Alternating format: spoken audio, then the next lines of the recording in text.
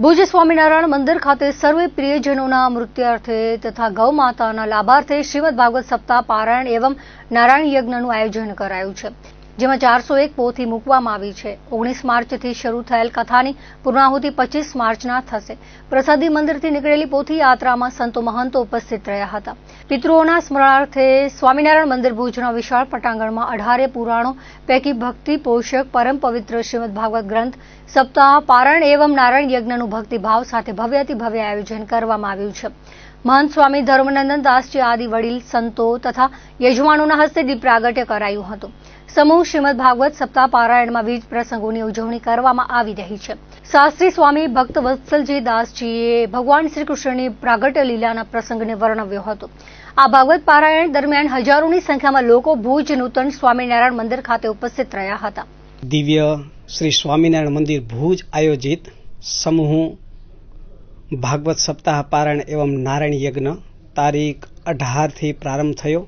દિવ્ય અને ભવ્ય પ્રસાદી મંદિર ભુજથી પોથી યાત્રા નીકળી અને નરનારાયણ દેવ સ્વમંડપની અંદર પૂર્ણ કરી અને 7 દિવસનો ચાલનારો આ મહામહોત્સવ છેલ્લા 20 વર્ષથી પૂજ્ય મહંત સ્વામીનો સંકલ્પ રહ્યો છે।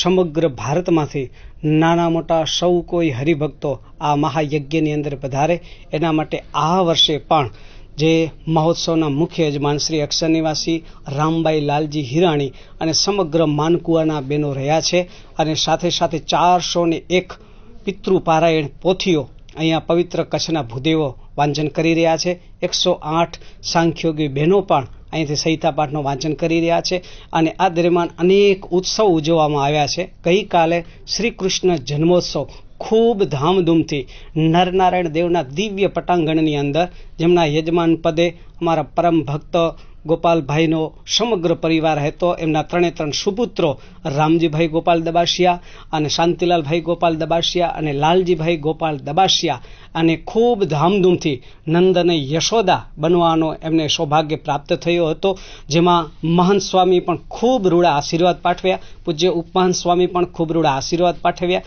જાદવજી ભગતે પણ ખૂબ રૂડા આશીર્વાદ પાઠવ્યા અને સર્વે વડીલ સંતો યુવાન સંતોના આશીર્વાદ પ્રાપ્ત થયા। સાથે સાથે સૌથી વધારે જો મહેનત હોય આ મહોત્સવની અંદર તો અમારા ભુજ મંદિરના બંને કોઠારી પૂજ્ય સદગુરુ સ્વામી દેવપ્રકાશ સ્વામી અને સદગુરુ સ્વામી ગોલોક વિહારી સ્વામી એમને ખૂબ વાલા ભક્તજનો યજમાનો જે પ્રમાણે રાજી થાય એવા હેતુથી આ સમગ્ર આયોજન કર્યું છે, જેના વક્તા પદે સદગુરુ સ્વામી અમારા ગોલોક વિહારી સ્વામી, પૂજ્ય નારાયણ પ્રિય સ્વામી, પૂજ્ય આનંદ વલ્લભ સ્વામી અને પૂજ્ય ભક્ત વલ્લભ સ્વામી સુમધુર શૈલીની અંદર 7 દિવસ સુધી ભવ્ય કથાનો રસપાન કરાવશે અને બરોબર 8મા દિવસે શ્રી નારાયણ યજ્ઞ કરવામાં આવશે। આ યજ્ઞની અંદર પણ સમગ્ર કચ્છમાંથી બધા ભક્તો આવશે અને આ મહોત્સવની અંદર પણ હજારો ભક્તોની સંખ્યા દરરોજ લાભ લઈ રહી છે। તો જરૂર અસ્તુ, આપને પણ ભાવભર્યું આમંત્રણ છે, પધારજો। જય શ્રી સ્વામિનારાયણ।